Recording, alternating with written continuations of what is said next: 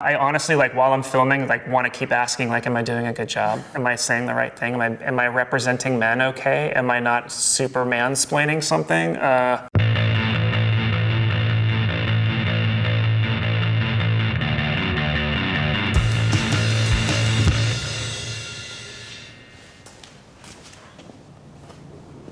Hey.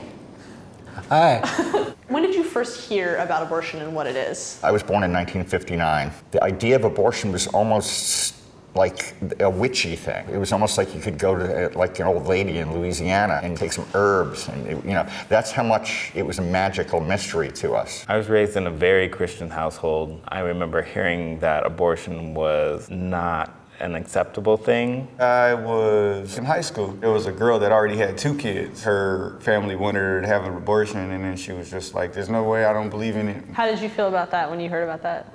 I felt like it was messed up because I didn't really quite understand it. Does it make you feel uncomfortable at all to talk about abortion? Oh, for sure, yeah. Yeah, a little bit. Yeah, it almost feels like men shouldn't talk about it, like it's not their domain. Why do you think men have a harder time talking about this issue? Because we don't know, usually.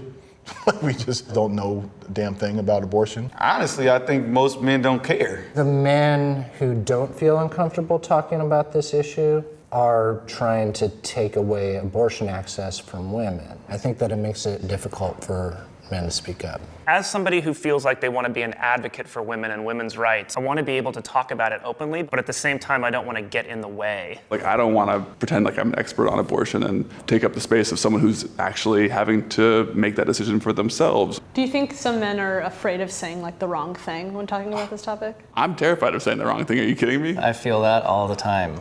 Don't know if I'm saying the right thing. Like, am I saying the right thing? Am I saying too much? Am I not saying enough? Like, how should I be phrasing this? Like, my hope, at least, is that it gets easier, because this is super awkward.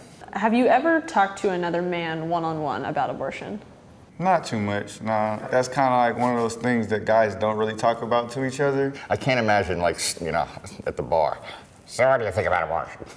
That is never ever gonna happen. And why not? That doesn't come up, I'm afraid to say. Guys generally don't burst into conversation involving, like highly emotional things. What do you think would need to happen in order for men to get more comfortable? I think you have to have people around you who you trust and who trust you. Honestly, like the reason that I feel like I've been able to grow in my life is because I've had a really strong community around me that's held me accountable.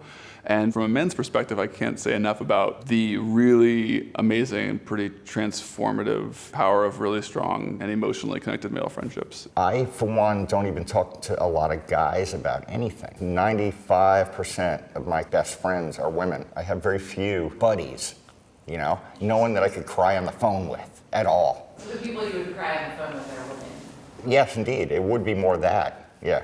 Men are like so used to women just like handling everything for them, including talking about difficult topics. Even men who are like really supportive of women, right, are like still really used to women just handling everything. And I'm probably guilty of that. What do you think that women want from you in this conversation?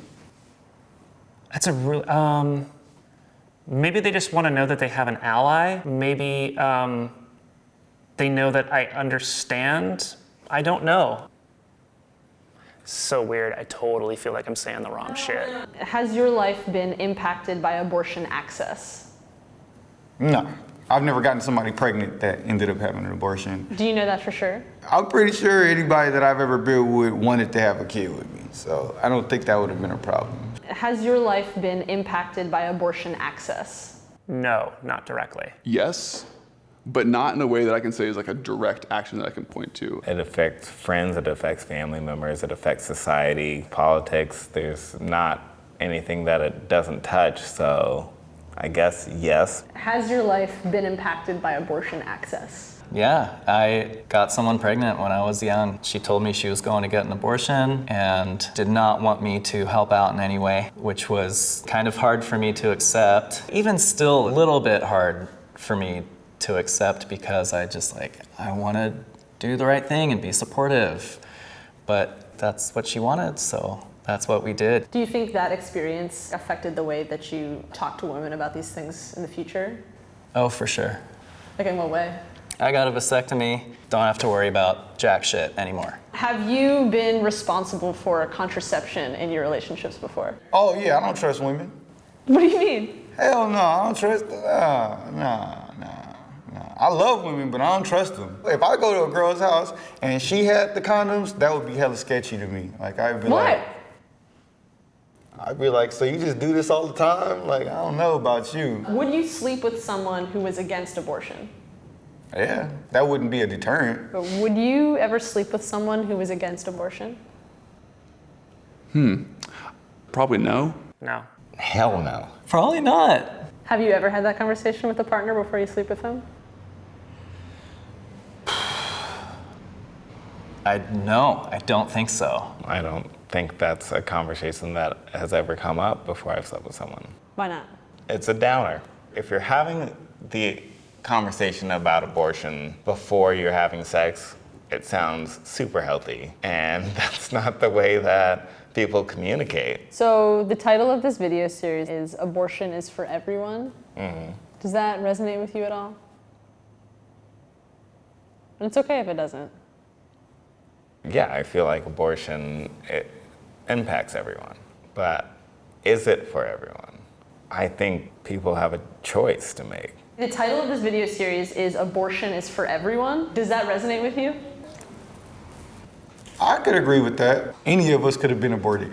So it would have been for you then. I mean, abortion is an issue that I think is about so many things. It is about the agency of a person. It's about a set of systems and power structures that we have in our country and in our world. It's about health. I mean, it's relevant to everybody. Like if you're pro-life, you're against abortion, don't have an abortion. Just know it's going to affect everybody. We had a miscarriage in Georgia 5 years ago. If we had that today, the situation would be entirely different. When you outlaw abortions, every miscarriage will have to be criminally investigated. I fear for everyone in Georgia or in these other states that are trying to have children now, and a fourth of them aren't gonna make it. They're gonna face certain legal ramifications, some of them, especially for black mothers, because they even have a higher mortality rate, because most of the time hospitals don't listen to them. It's scary to think of.